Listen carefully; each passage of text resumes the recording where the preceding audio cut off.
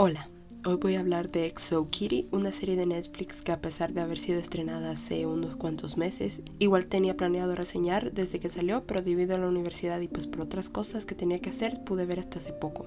La historia trata de Kitty, que tiene una relación a distancia con D, pero eso está por cambiar porque recibe una llamada de KISS, que es el colegio prestigioso de Corea en el que estudia D, y le dicen que ha sido aceptada para estudiar allá por un año. Para convencer a su papá, crea una presentación de PowerPoint en donde presenta su plan para encontrarse con D, siendo impulsada por su creencia en el destino y también para descubrir más sobre su madre y su cultura, porque por un tiempo tuvo una beca también en KISS. El papá tiene sus dudas, pero la madrastra lo convence, entonces ella hace sus maletas y se va. Cuando llega a Corea nos presentan a Yuri y a Minho de esta forma muy drama con slow motion y música de fondo. Kitty se encuentra con ambos, primero con Minho de quien no se lleva ninguna buena impresión y después con Yuri y su chofer, que casi la atropella pero en lugar de reclamar o decir algo le pide que la lleve a KISS, que es donde casualmente ella también estudia. Cuando la deja, Kitty estuvo a punto de encontrarse con D, pero el timing no se dio, pero sí logran encontrarse en la fiesta de bienvenida porque planeaba sorprenderlo con su llegada, aunque las cosas no salen bien porque ella se entera que D la estaba engañando con Yuri. Pero hay un detalle, y es que realmente no la estaba engañando. Lo que ocurre es que Yuri es lesbiana y tiene una novia llamada Juliana, pero su familia no iba a aceptarlo, y en general no es aceptado en Corea ser parte de la comunidad LGBT+, entonces para encubrirlo hace toda esa farsa con D para que no sospechen su verdad. Kitty no sabía en un principio que todo esto era falso. Lo sospechó en algún punto, pero el malentendido por la falta de comunicación se expande lo más que se puede y cuando al fin ella le pregunta directamente si es real, él le dice que sí, porque Kitty anduvo revelando cosas que le había contado sobre Minho. Entiendo que en esa específica circunstancia tenía sentido que no le dijera, pero D pasa más de 4 veces diciéndole que le va a contar lo que pasa, pero nunca lo hace. Y no sé ustedes, pero yo soy demasiado impaciente como para obviar que el problema es tan sencillo de solucionar que literalmente podría haber tomado 2 capítulos. Como pareja, Kitty y D tienen problemas de comunicación en general, porque ella no le dijo que iba a ir a KISS y se iba a encontrar con él en la fiesta de bienvenida. Por supuesto, a comparación las acciones de D son peores. Todo ese engaño hace que Kitty casi se vaya de Corea, pero al encontrarse en un lugar en donde su mamá se toma una foto, cambia de opinión y se queda. Pasan los días, ella se va acomodando en el dormitorio de los hombres por un malentendido de su apellido, luego pasa al cuarto de las cheras y después regresa al de los varones por su compañera de cuarto de dudosa higiene. Entonces se encuentra cerca de Minho, D y Q, que es un chero gay al que Kitty le hace de cupido con su crush Florian y de quien termina siendo novio, pero además de eso tenemos a Alex. ¿Quién carajo es Alex? Pues al principio Kitty sospecha que se trata de su hermano, pero después se revela que es el hermano de Yuri porque su mamá y el profesor Lee, el que anda jodiendo a Kitty con las notas, fueron novios de secundaria y pues de ahí surgió Alex, que viajó a Corea para despejar esa duda de quiénes eran sus verdaderos padres ya que fue adoptado. En general es una encrucijada lo que pasa aquí, empezando por cómo actúan los personajes en el transcurso de la serie. Kitty en un principio está enamorada de D, luego se enamora de Yuri, que no hace nada más que hacerla sentir mal y hasta se queda el collar que le da a D, que por cierto era de su madre, pero al parecer solo le bastó con tener un sueño húmedo con Yuri para cambiar su perspectiva. Supongo que quisieron aplicar esto de me enamoro aunque me trate mal, que es muy común en las historias heterosexuales. Aún así, mientras tenía estos sentimientos confusos por Yuri, vuelve con D por un tiempo y parecen de los más enamorados del mundo. De esto no me enfoco tanto, porque puede pasar eso de estar con alguien mientras existe una confusión por otra persona, aunque personalmente no lo entiendo ni lo he vivido. Pero en el transcurso de esta serie la transición es tan poco sutil e inconsistente que es como si fuera un personaje diferente de un momento para otro. Ella termina con D porque le confiesa lo de Yuri, y como le expulsan por estar en el dormitorio de los hombres, se va de vuelta a Estados Unidos encontrándose por sorpresa a Minho, dejándonos con la incógnita de si va a pasar algo con él o sobre qué van a hacer con su expulsión, porque este vuelo es específicamente para las vacaciones, aunque como ya confirmaron una segunda temporada es 99% probable que regrese. Y no es que esto del sueño lo usen solo con ella, sino que también con Minho. Es el mismo modus operandi, de la nada él tiene un sueño en donde casi besa a Kitty e incluso se le sube encima mientras está sin camisa, además de halagarlo por lo guapo que es. Después él como que medio se olvida de eso porque está por un breve momento con otra chera. Cuando eso termina igual vuelve con sus sentimientos hacia Kitty. Con respecto a Yuri, una vez termina la farsa con Dee, recibe ayuda de Kitty para comunicarse con Juliana. Aunque claro, para ser libre tuvo que revelarle a su mamá que era lesbiana por toda la presión por mantener las apariencias de la familia perfecta, pero después recibe la aceptación de su mamá, mejoran su relación e incluso trae de vuelta a Juliana para que estén juntas. A pesar de que Yuri establece una buena relación con Kitty, tienen una breve pelea porque no le contó lo de Alex a pesar de saberlo desde hace mucho tiempo, pero igual se reconcilian y hace el favor de llamarle a su mamá, que por cierto es la directora de Kiss, para reincorporar a Kitty. Dee inicia siendo el interés amoroso de Kitty y tiene esta subtrama de que no tiene dinero para costear la matrícula, entonces le toca ser el primero en su clase, siendo también la razón por la que acepta ser el novio de Yuri. Esto lo pone en una difícil situación al final porque Florian hizo trampa para los exámenes y eso hace que quede en primer lugar, quitándole el puesto a Dee, lo que significa que sería expulsado por no poder pagar la colegiatura. Pero esto no tiene mucho sentido porque llega un punto en el que le dan un trabajo en la empresa del papá de Yuri y todavía le dice a su papá que tiene un buen dinero guardado. ¿Ese dinero no le alcanzaba para pagar parte de la matrícula? ¿O se lo gastó todo sin que nadie se diera cuenta? Es más, le dicen a Dee que el papá de Yuri se iba a encargar de pagarle los estudios como agradecimiento por ayudarlo a salir de un escándalo.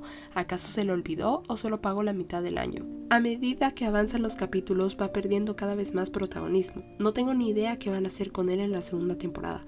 No me sorprendería que quedara como el tercero en el triángulo amoroso, o mejor dicho, cuadro amoroso, quién sabe a este punto. Y con esto no digo que Dee sea el indicado para Kitty, pero todo es tan confuso que no se sabe qué planean hacer con todo esto. Aunque supongo que esa era la intención de Netflix para tener una historia que retomar. La verdad preferiría que se quedara con alguien más y se enamore de otra chera que no sea Kitty y que las cosas funcionen esta vez. Q es el más rescatable de todos, no se mete en problemas, tiene su crush con Florian, logra estar con él y además inteligente es un atleta.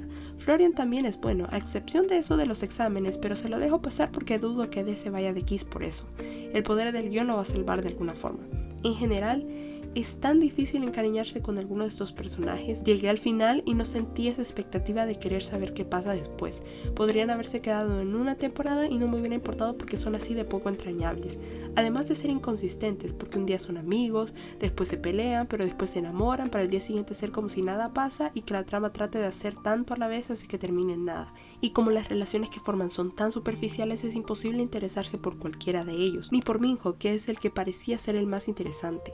Ninguno es memorable, ni siquiera Kitty, que sería el equivalente de TN o Rayita en la historia, porque es esa chera torpe que de alguna manera logra enamorar a dos cheros, pero con la adición de Yuri por la tensión que hay casi al final entre las dos, básicamente formando su harem, que le va mal en clases, pero que muy seguramente a pesar de ser expulsada le va a ir bien al final y va a regresar a Kiss porque sin ella no hay trama, además de ser muy metiche con eso de actuar de cupido.